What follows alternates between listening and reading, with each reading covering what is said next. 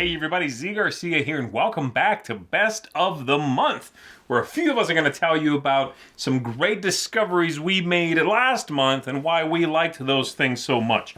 So I'm going to kick it off with my pick for Best of the Month, and that is a game called Horrified from Prospero Hall. That's the designers. And this game is a cooperative game. We're all working together to defeat these classic movie monsters, right? You've got Dracula and Frankenstein's monster and the Invisible Man, Wolfman, things like that. It's really neat. The whole thing has a fantastic look to it, very classic look to it. And it's very modular as well, because you can fight any one of these monsters you want to, and not just that, but any combination of the monsters you want to. The more monsters you put in play, the harder the game's going to be, which is another great thing. You can balance the game for your group. Oh, it's too difficult? Do only, 2 monsters you have to defeat. It has a lot of fun moving parts, but the game is not complicated. It's a fairly straightforward concept and design, but it gives you plenty to do. And I just love cooperative games where you are moving around a location and taking little actions. Each monster has a specific way in which you defeat that monster, and they are completely varied. There's a lot of variance there. I really enjoy this one. I was very pleasantly surprised by it. I bought my own copy. I've been enjoying it a lot. Taught it to some family. They had a great time. So this one gets a big thumbs up from me. That is Horrified. Well, hey folks, welcome back to another Best of the Month. I'm going to actually play by the rules this time. I usually give you, one because of this and one because of that, but I'll be nice and, kind of play along and follow the rules. This month was Obscurio. Obscurio is an amazingly fun game. It has replaced a couple of different games for me. Basically what this is a one versus all kind of thing where one person plays a clue giver, basically the grimoire. He's trying to find his way out of this secret library, and he needs a team of magicians to help him get there. But one of those magicians is a traitor and trying to keep that book in this library. And so you're using all of these different pictures, think Dixit type pictures, and you can give clues by using these little butterfly tokens, and the component quality is great. The pictures are amazing. The gameplay is incredibly fun. It has absolutely killed Mysterium for me. I have no desire to go back to Mysterium whatsoever again, because this does exactly what Mysterium did, but oh my goodness, so much better. So Obscurio is my Best of the Month for August. Thanks for joining us. Let's get to the rest. This is Roy Canning, and my Best of the Month is Clank Legacy. I definitely really enjoy Clank, but Clank Legacy adds a whole lot more story and theme into Clank, along with things that carry over from game to game. And I really enjoy Penny Arcade, and the fact that this is their whole D&D setting with Acquisitions Incorporated makes this all tie together for a really fun, silly game. I've been playing with Tom and Sam. I just enjoy the way it works. I don't want to spoil too much about it, but Clank Legacy is definitely my Best of the Month. Hi guys, we are Randy and Ellen from We Game Together, and our Best of the Month included Gen Con purchases. Ellen, what's your Best of the Month? Okay, don't yell at me. It's no thanks. I know that sounds kind of lame, but we've had a crazy busy... We go through Gen Con. We go through Gen Con, and I pick no thanks. That's all right. That we don't even have in a box. It's in a plastic clip.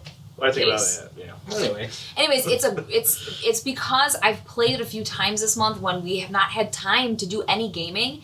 It brought people together quickly. It's easy to teach, easy to learn. It's lowest score wins kind of a deal. Right, there's a bunch of cards. The lowest card you run with, the score is the lowest. And having a bunch of chips at the end of the game is good, because then you can use those to take points away. And it just saved us. Fantastic game, but it is no Black Angel, which is my Best of the Month. Fantastic game. Surprise for me. I was kind of looking at it at the con. Somebody else bought it, and I looked at it closer, and I go, that's something I gotta have. And I did not disappoint. Lots of cool mechanics in there. Really heavy. Well, pretty dang heavy. It's pretty Black Angel. Get that one. Get no thanks also. Get no thanks too, because it's cheap. Because it's cheap. We'll see you.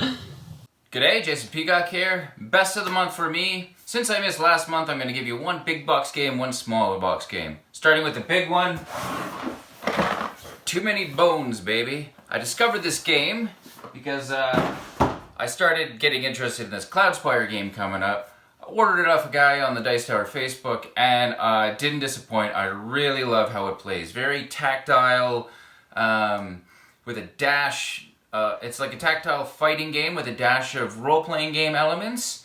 You use everything's chips in the game. The monsters are chips, your guys are chips, the components are top quality, but all the characters are completely different, and how you use your skills really adds to some deep decision making during the game. Alright, small box game. This little guy right here, Watergate, 2-player game.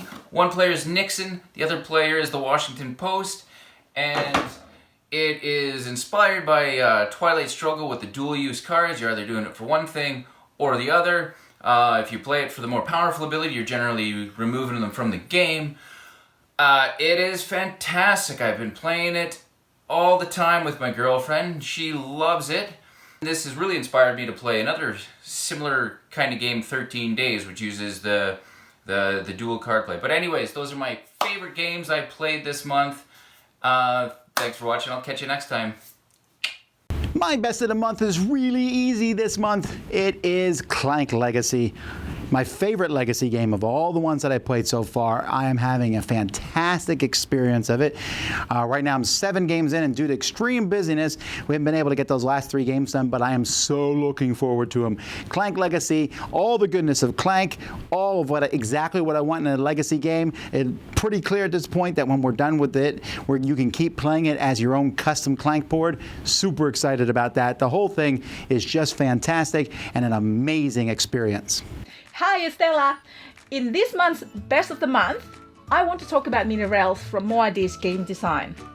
I went to Gen Con recently. There are so many good games, and this is really hard for me, especially this month. Why I got mini rails that I want to talk about is because I think the game is slightly underrated. I mean, have you heard about mini rails? Or maybe you have. This is a little bit like 18xx, but a really lighter version of 18xx games.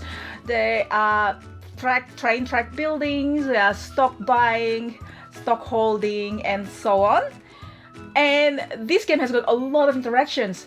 Every single thing that everyone does may affect you, may affect the stock price, ups or downs. It's really light as well, probably like with 5 players. It plays around, I don't know, an hour or so. And that's Best of the Month for me. Howdy folks, I'm Hunter Thomason from the Family Showdown. Rebecca and I mostly played games that we played before in the month of August, but there's a few that were new to us, and our favorite of those was Dominant Species. Dominant Species is a little bit older game. We held off playing this for a long time because we heard it wasn't very good 2 players, but we took a chance and we enjoyed it quite a bit 2 players, although I think it'll play better with more. In Dominant Species, you're taking on one of 6 different species. You're trying to survive as the Ice Age is coming on. This is represented by area control. Each one of these species has a unique power, lets them do something that none of the other ones can do, which is really cool. Like I said, it's a worker placement game. It has one of the one of the rarer, I guess, mechanisms in worker placement where you put all your workers on the board and then they all fire off at once in sequence, which is really cool because they go from top to bottom on the worker placement area, and you can utilize things that you got earlier on in that sequence to pay for things further in the round. So Dominant Species is a heavier game, a heavier worker placement game, but if you like area control games, worker placement, a little bit of attacky, this might be the game for you. Hey, I'm Jordan. My best of the month is this little game called Bandito by Helvetique. It is just a little card game. You got Bandito stuck in jail here, but like any good bandito, he's trying to get out of jail by digging tunnels underneath the prison. So we are trying to follow him through his path, through the prison paths, and trying to block his ways. So we're going to be connecting these in a bunch of different ways to try to block him up. If you're able to block up all of the paths, you guys cooperatively win.